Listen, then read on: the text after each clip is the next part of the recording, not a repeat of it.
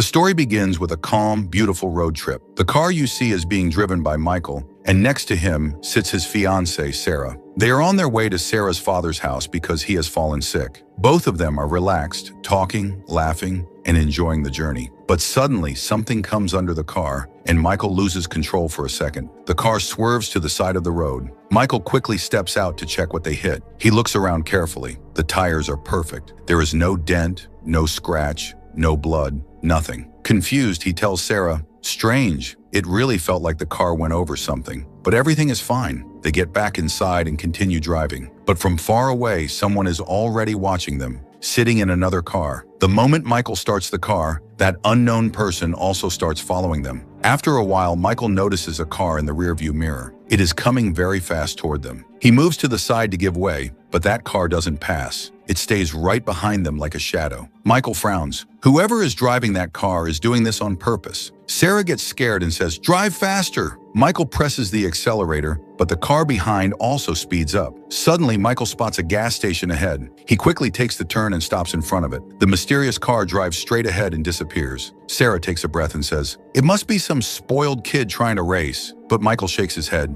"No, that felt like a psycho, maybe even a killer." Sarah rolls her eyes and jokes, "You seriously need to stop watching detective movies." Michael tells Sarah to call her father and inform him they'll be late, but there's no network. He sighs. "I don't think this old gas station will have a phone either." They walk to the small restaurant behind the gas station. A waiter named Mark welcomes them with a smile. Sarah whispers to Michael, "Let's not waste time." But Michael replies, "We're already here. I'm not leaving without eating something." They sit down. Michael slowly says, "Maybe we should delay our wedding for some time. Your father is sick. Let him get better first." Sarah doesn't like this and stays silent. Just then, a waitress named Kelly comes to take their order. Michael says, "Give us 5 minutes." Kelly smiles and says, "No hurry. We barely see living people here anyway." She puts a few coins on the table. Surprised, Michael asks, "What are these coins for?" Kelly points to a big old machine and says, "Along with water, we give music too. Put these in that machine and play any song you want." Michael gets up, inserts a coin, and chooses his favorite song. But at that exact moment, the same mysterious car appears again outside the restaurant. And even more shocking, the same song that Michael played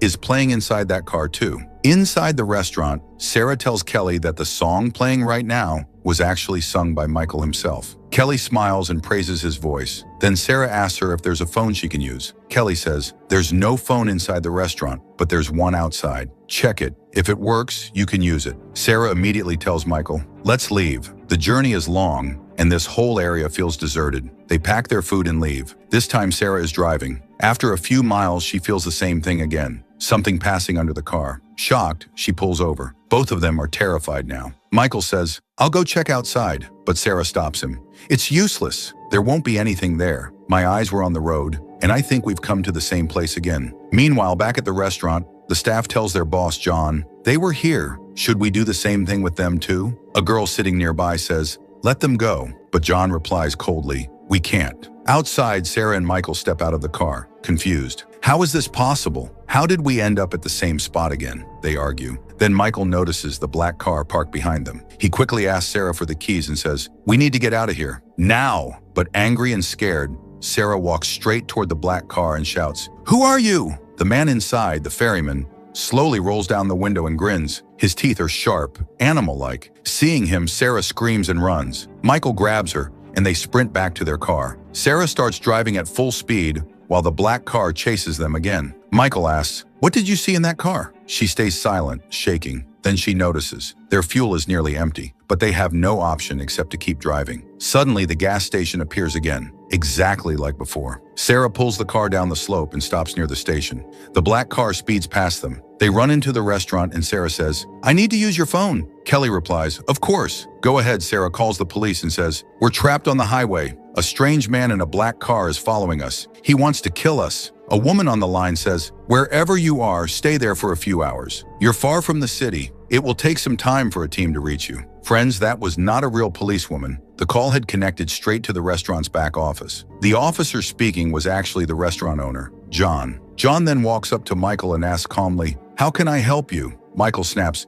"There's a man chasing us. He wants to kill us. Who is he? Does he come here often?" John replies, "Relax. Maybe someone's just playing a prank on you." Michael loses his temper. A prank? We're literally in a fight-or-flight situation. John says, listen, when a dog chases you, you either fight it or run. That's all you need to do. And if you want, you can stay here for the night. You're safer with us than outside, Michael asks. But how did we reach this place again? John answers, there's a loop ahead. You must have taken the wrong turn. Happens to many people. Just then Sarah returns and says the police will take a few hours to reach them, so they need to wait here. John says, if someone is really after you, spend the night here. He won't wait till morning. By sunrise, you'll be safe, and the police will be here too. He tells them to sit and eat. I won't charge you anything. You're our guest. Kelly brings a menu. Sarah asks for more coins, but Kelly says, I can give coins only once. A woman sitting nearby, Rubica, says, I have spare coins. They're in my car, I'll get them. But before she can leave, John rushes over and stops her. He forcefully sends her back inside. Then he tells Sarah and Michael,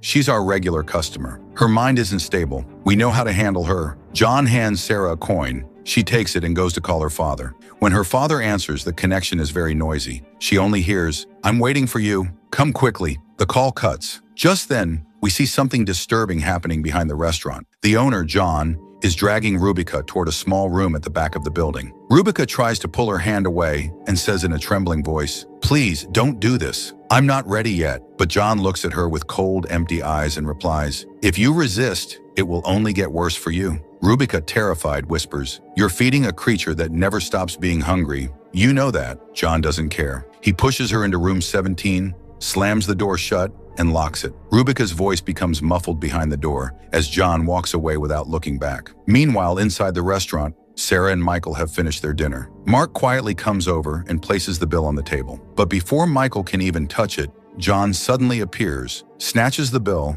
and says, tonight's meal is free. It's on the house. But for a split second, Michael sees something written on the bill in big, bold letters, run. John notices this and quickly folds the paper, hiding it. I'll be right back, he says with a stiff smile. Your room is ready. Sarah leans close to Michael and whispers, I don't feel right here. Look outside. It's as if time has stopped. Everything looks frozen. Michael tries to calm her. We're tired. Let's not overthink. We'll rest for a few hours. John returns and says, your room is ready. He calls out to Mark, bring the room key. Mark nervously asks, should I prepare it for 2 guests or 3? John glares at him. Do you see 3 people here? Bring a key for 2, you fool. John then leads Sarah and Michael down a dim hallway. The lights flicker, the air feels heavy, and the place gives off a strange silence. Sarah suddenly asks, has anyone ever complained about a black car in this area? John answers calmly, Sarah, you're overthinking. Don't fill your mind with such things. But Sarah freezes. How does he know my name? She whispers to Michael.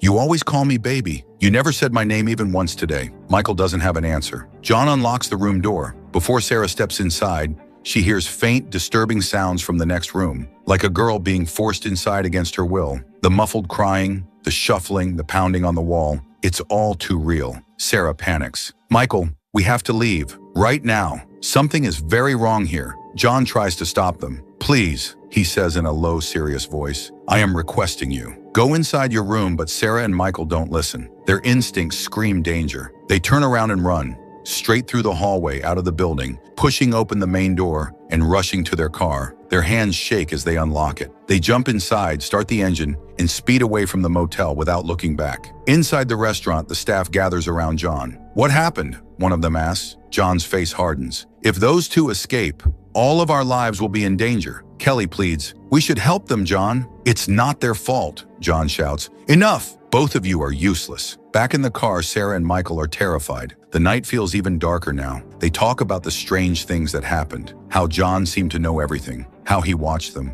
how he reacted. It feels like John already knew what was chasing them and what was after them. Suddenly, Sarah gasps. A dark figure is standing still on the side of the road. Michael slows down slightly. Sarah whispers, Michael, that's him. That's the same man from the black car. Michael's eyes widen. We're being hunted, Sarah. There's no doubt anymore. But he holds her hand tightly and speaks in a steady voice. Just keep driving. Don't look back. Nothing will happen to us. I'm right here with you. Meanwhile, Mark quietly walks toward room 17. He opens the door only for a moment, grabs Rubica's belongings and throws them straight into the trash outside.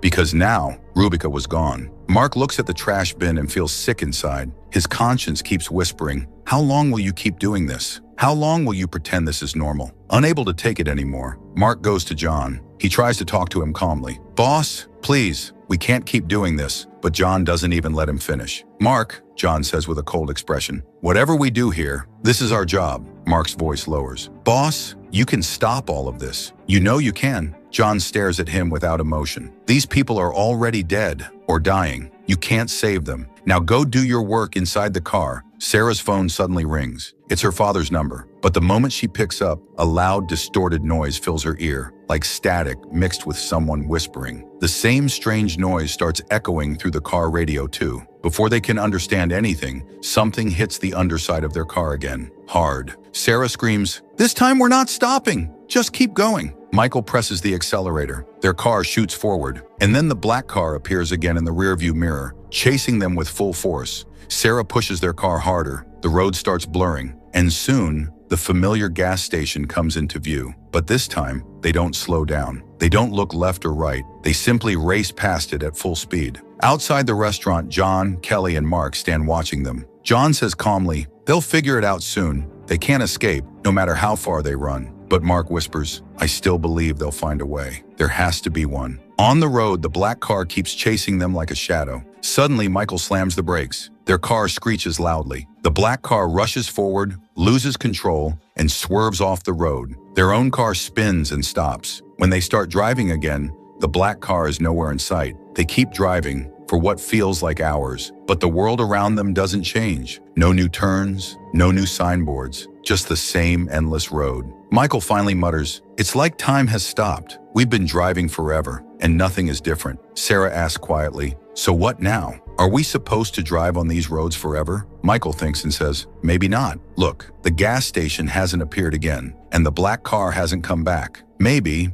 we finally took the right road. But one thing is strange. Their fuel needle is frozen. It doesn't go down. It doesn't go up. It stays in the same spot, like time itself." Michael gets tired and pulls over. "Let's switch. You drive." Sarah drives for a very long stretch too, but nothing changes. After a while, she shakes Michael awake. "Michael, something is wrong. I've seen this exact road 100 times. No gas station, no black car, but the road keeps repeating." Michael listens quietly and then says, "I think we're stuck in a loop. They've made loops everywhere. We won't escape by staying on the road. We need to go off-road, into the desert." On foot, Sarah hesitates. "But the desert, we don't know what's out there." Michael holds her hand. "Trust me, it's the only way." So they leave their car behind and begin walking straight into the desert. Back at the restaurant, Kelly looks worried. She tells Mark, "We must help them, Mark. It's not just them." Sarah is pregnant. She's carrying a child. Mark lowers his head. "I've already tried helping before. Nothing ever changes." Meanwhile, Sarah and Michael walk deeper into the desert. The air becomes hotter, the sky wider, and the world quieter. After walking for a long time, they see an overturned car in the distance. As they walk closer, their hearts nearly stop. The car is theirs, their own vehicle. Flipped over, windows shattered, metal crushed, smeared with dried blood. Sarah covers her mouth and falls to her knees. Michael's eyes fill with tears. They finally understand the truth. They had died in this loop. Sarah breaks down crying. Michael kneels beside her, silently crying too. Suddenly, they sense someone standing behind them. They turn. The ferryman stands a few steps away, staring at them with dead, empty eyes. Michael roars in anger and runs toward him, but the ferryman strikes him brutally, knocking him to the ground. Sarah screams and pulls Michael away. They run through the sand as fast as they can. The ferryman gets into his car. The engine growls. He begins chasing them again. Sarah and Michael run, stumble, run again, until suddenly they reach their original car, the unbroken one they left on the road earlier. Sarah quickly helps the injured Michael into their car and starts driving again with trembling hands. Suddenly, the black car appears behind them once more, chasing them without stopping, like a shadow that refuses to leave. They see the same gas station ahead, again, but this time, they don't stop. They speed past it. Just a few seconds later, the gas station appears again. Sarah's eyes widen. Michael looks shocked too. The loop had become smaller. Now, every few seconds, they were passing the exact same point, like the world around them was shrinking into a tiny circle. Michael's condition keeps getting worse. His breathing becomes heavy. His eyes start closing. Sarah finally has no choice. She pulls the car into the gas station. The black car drives past them and disappears. They rush into the restaurant. Michael collapses into a chair. Sarah tells him softly, "Rest here. Don't move. I'll be right back." She walks toward Kelly and asks, "Where's John?" Kelly points outside. "He's waiting for you." Sarah steps out. She sees John standing near the door, and just a few steps away, the black car. The ferryman stands beside it, staring directly at her with cold, lifeless eyes. Sarah gathers her courage. What is happening here? John looks tired. He sighs slowly. I think you deserve the truth now, he says quietly. This place is between your world and mine. Sarah's heartbeat stops for a moment. What do you mean? Are we dead? John nods gently. You and Michael had a terrible accident. Right now in the real world, both of you are lying near your crashed car. You're bleeding, barely breathing. You're not here with me physically. This is the place between life and death. Sarah starts shaking. Then, are we going to die? John says softly. Every human dies someday. We only try to make their final moments peaceful. We give them their favorite last meal, something warm to drink, and then we guide them to eternal rest. We help souls cross over gently. Sarah's voice breaks. And that man in the black car? John looks at the ferryman. He is the ferryman. His job is to take the souls that are stuck between life and death and carry them to the other side. Sarah feels her eyes fill with tears, but John adds quickly, there is still hope. You are not fully gone yet. You can still fight. Sarah wipes her tears and says, I'll fight anyone. I'll fight the whole world for Michael. John shakes his head slowly. I'm not talking only about Michael. I'm talking about the baby inside you. At that same moment, inside the restaurant, Michael wakes up. His voice is weak as he asks Kelly, Am I dead? Kelly replies gently, No, but you're dying. You must keep fighting outside. John continues speaking to Sarah. The ferryman is angry with us. We are supposed to guide souls when their time is complete, but something went wrong. Today, both of you were supposed to die, but your baby wasn't. Your child was never meant to be taken. He adds, you and Michael still have another path, another chance. Without you, what will happen to your baby? Just then, Mark arrives. He holds out his hand. John, give me the car keys. John takes Sarah's car keys and hands them to Mark. The ferryman sees this, and his expression changes. He becomes furious. John quickly calls his superior and says, I can't let them die. Sarah is pregnant. His superior replies simply, do whatever feels right. John nods and signals Mark. Mark understands. He runs to the car and drives away fast. The ferryman believes Mark is going to save Sarah and Michael, so he immediately gets in his black car and begins chasing Mark. Mark drives straight down the road and then suddenly turns his car around, speeding directly toward the ferryman. He knows the ferryman will never let Sarah and Michael escape, so Mark chooses to stop him the only way he can. Both cars race toward each other and collide in a massive, violent crash. At that exact moment, Sarah and Michael open their eyes in the real world. They wake up beside their crashed car, gasping for breath. The one who came to take them to the other side got injured himself. Friends, after the accident,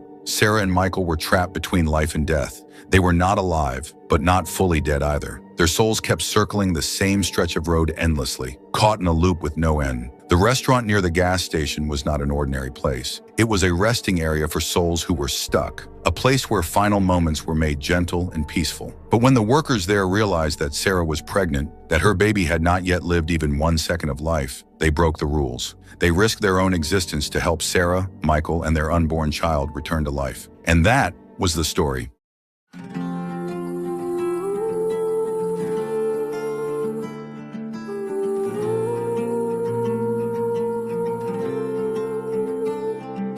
अब आओ ना फिर से मिल जाओ ना फिर से जलाओ ना मुझे मिटाओ ना यूं दिल से अब आओ ना फिर से मिल जाओ ना फिर से जलाओ ना मुझे मिटाओ ना यूं दिल से कोई प्यार ना दे यूं जैसे मुझको चाहती है तू ज़माने के जैसी न बन मेरे यार जैसी है तू ज़माना जलाता मुझे लगाती गले फिर से तू मैं गिर के उठा हूँ अभी हर चीज सिखाती है तू मैं लिख लाया कहानी अपनी जो बीती जिंदगानी अपनी जो खोया मैंने है वो खोया मैं रात जाग के हूँ रोया मैं लिख लाया कहानी अपनी जो बीती जिंदगानी अपनी जो खोया मैंने है वो खोया मैं रात जाग के हूँ रोया रोया रोया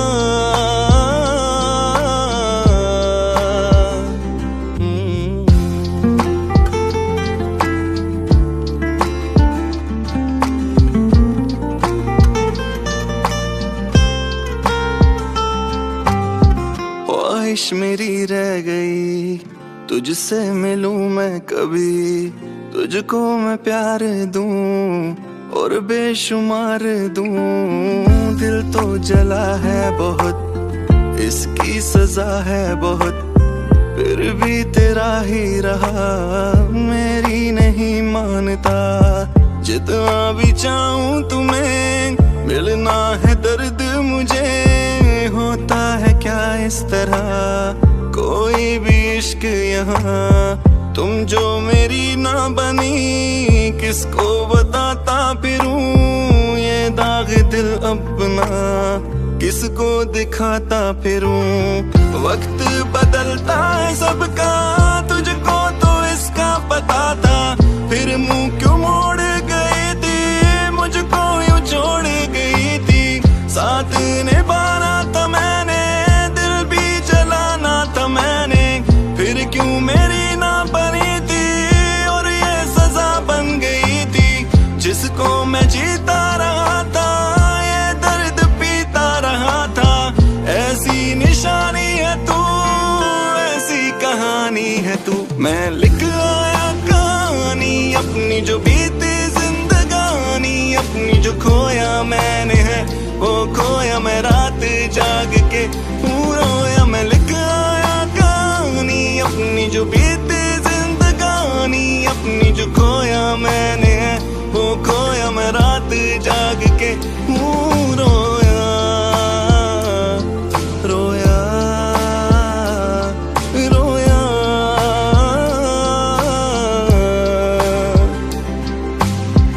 अब इसके पार है तेरा मेरा ठिकाना, अब इसके पार है तेरा मेरा ठिकाना, अब इसके पार है फिर तुझसे दिल लगाना, अब इसके पार है।